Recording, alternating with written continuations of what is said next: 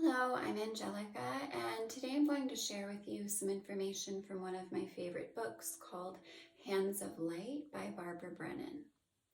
And all of the information in the chapter of this book that I'm going to share with you is the work that Barbara Brennan built upon the character structure model of Wilhelm Reich. And I found this information to be some of the most valuable information that I've ever come across. I've used it as a yoga teacher and as a massage therapist, and I've used it in my personal healing journey, and I've used it in my understanding of different people that I have had to interact with, because some of the more dysfunctional aspects of human interaction, when they're looked at through the lens of this information, can often be, it's easier to have compassion and understanding for the mechanics of how dysfunction occurs. So this is probably going to be one of my longer videos so far, and I'm just going to start out by saying that there are 5 character structures, and they tend to have people tend to have negative connotations associated with these words, but it's important to understand that these are not inherently negative things, and every single person has these character structures in their psychospiritual and physical makeup. And they are the schizoid, the oral, the psychopath, the masochist, and the rigid character. Now, it's also important to understand that no person is 100% one of these structures. A lot of the time, if you see someone and you see them like, oh, that person's schizophrenic or that person's a psychopath, usually they have about 50 or 60% that character structure, and then there are 1 or 2 secondary structures that are interacting with that person's habits and expression in the world.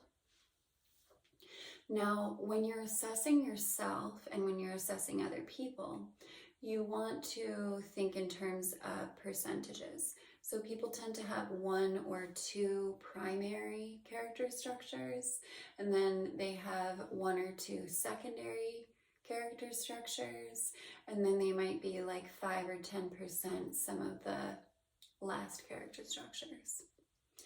Now, what these structures represent are fragmentations that occur in the developmental process. So I'm going to start out with the schizoid. And I'm just going to there's a lot of information that I could share here, but I'm just going to share the body types and the general themes and what these people evoke from other people and their environment. So the schizoid structure is one of the skinniest. It tends to be very elongated, and occasionally these people will have a lot of extra fat on their body, but in general they tend to have very underdeveloped muscles with an elongation. So you'll see these people, they don't have a lot of angularity to their form. They tend to be very straight up and down, even if they are petite or short.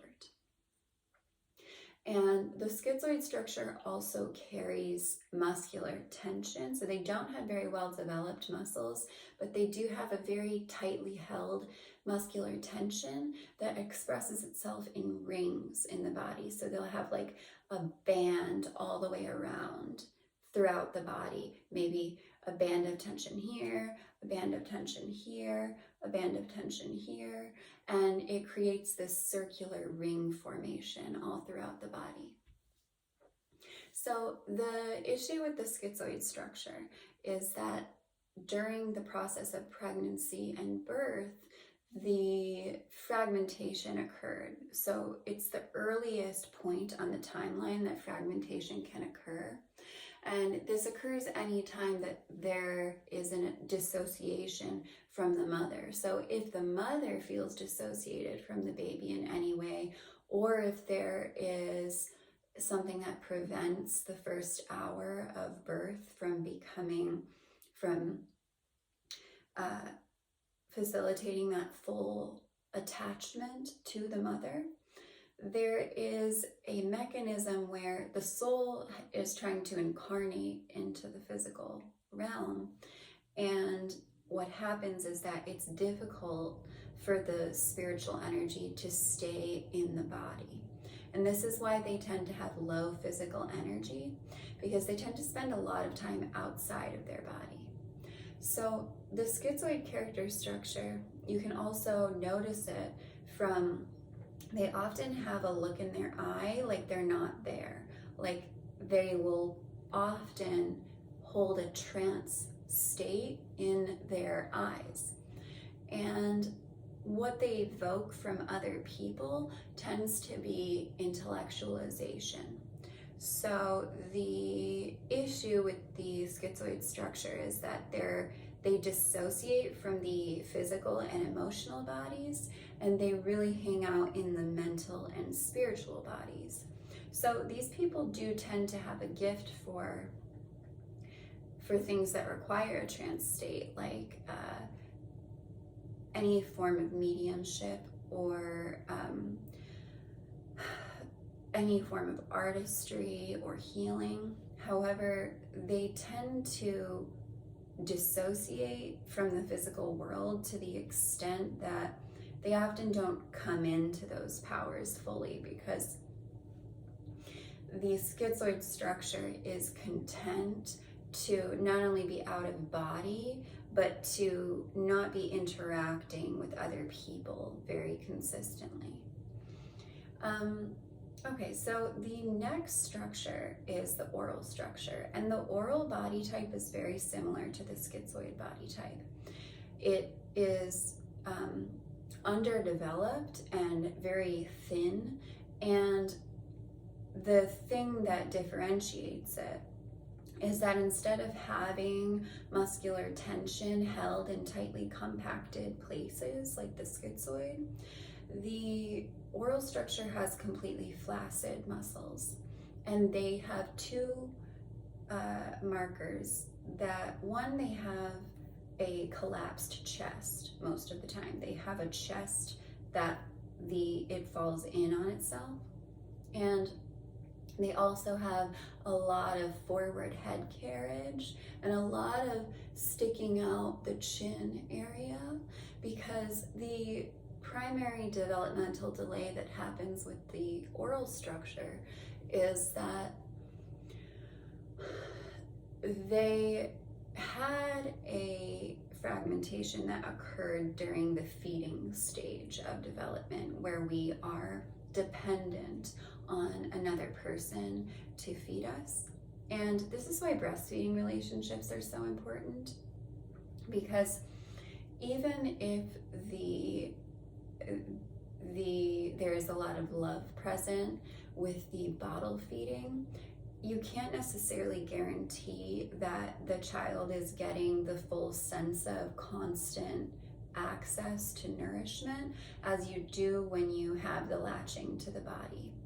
And the connection between the mouth, the oral fixation, and the heart is very important to establish, because when it is not established, the oral fixation that we all have becomes directed towards more addictive tendencies. And the issue with the mother-baby bond is that the child needs to establish energetically that when they are being fed, that they're also being spiritually nourished through the heart complex. Now, a lot of the time what happens here is that even if a mother has perfectly wonderful intentions and, does her absolute best to be selfless for her child, if there's any kind of self-sacrificing going on, for instance, if she's not getting enough attention from the father of the child or from other forms of relationships, a lot of the time the child is taking in the nourishment, but they sense that the mother is giving from an empty cup. And so this creates an internal sense of starvation that results in an inability to meet one's own needs and have interdependent relationships. So what they end up evoking from other people is mothering. And often these people will attract psychopaths to give them artificial mothering so that the psychopath will then, it's in exchange for being the, inferior position to the psychopath. Now, the general theme here with the oral character is that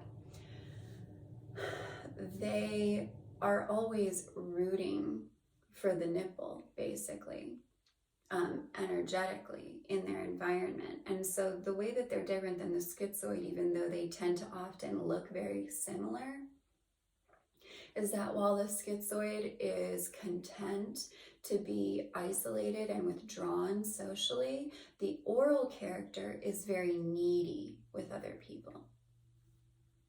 Okay, the next structure is the psychopathic structure, and this is one of the easiest body types to spot, because while there are, most men have broader shoulders than their hips, but what you'll notice with the psychopath, and you'll notice that there are more male psychopaths than female psychopaths.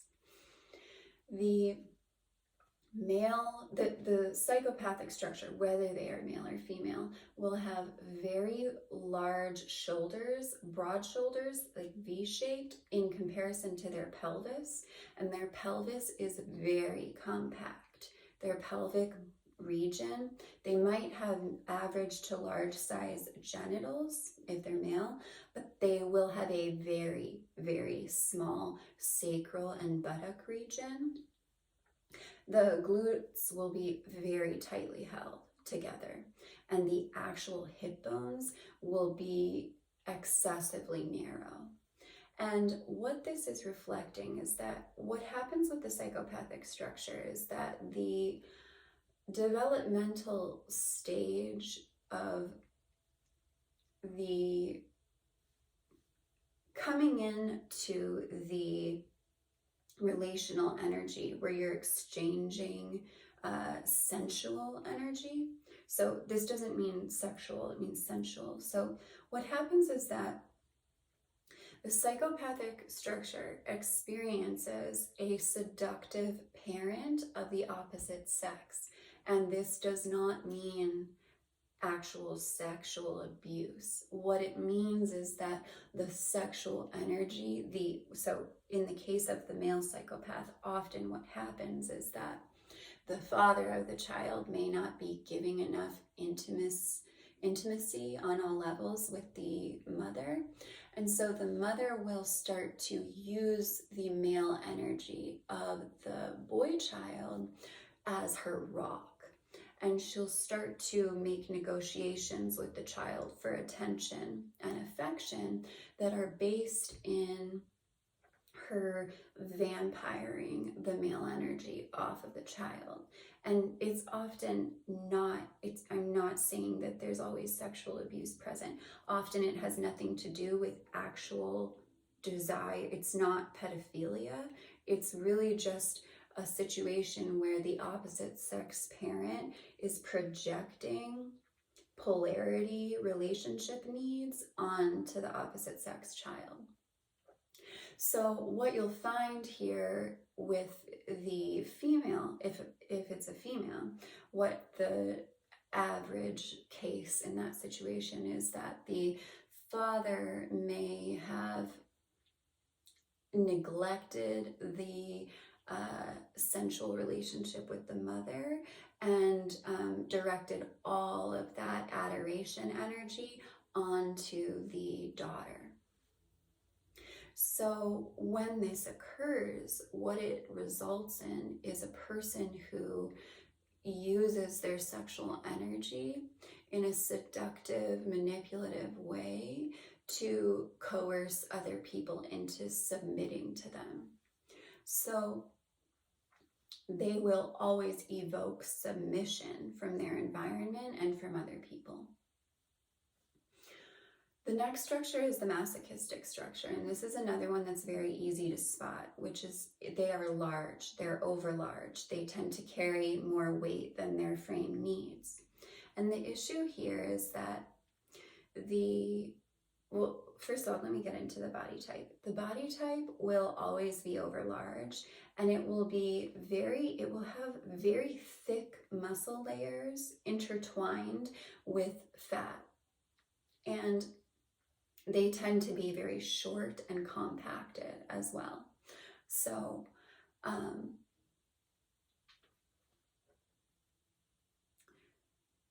these are very stocky looking people.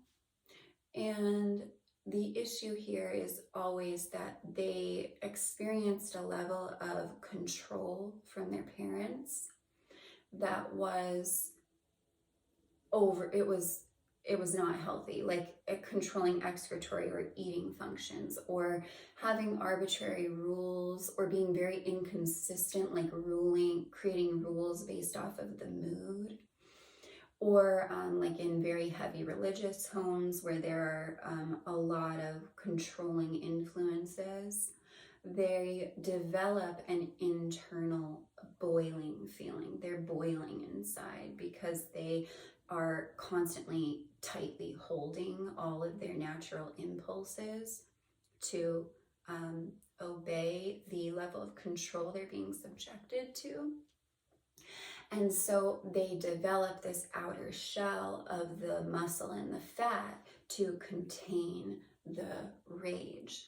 Now, the problem though here is that they still have all of this boiling energy inside. And so they will speak to other people in ways that are unconsciously provocative, whether it's through being overly nice or through complaining a lot. They speak in complaints. And so what this does is it generally evokes teasing from other people. And the thing about teasing is that it's often passive aggressive. So teasing, it's teasing. You tease something out of something. So the thing is that at a certain point, the masochist will go into an explosive rage. And this gives them an excuse to release all of that boiling energy. But the humiliation they feel afterwards cycles back into that internal boiling state. So the issue with the masochist has a lot to do with freeing their aggression in a healthy way. The last structure is the rigid structure, and the rigid structure is similar to the psychopathic structure in not so much the body type, but the general theme.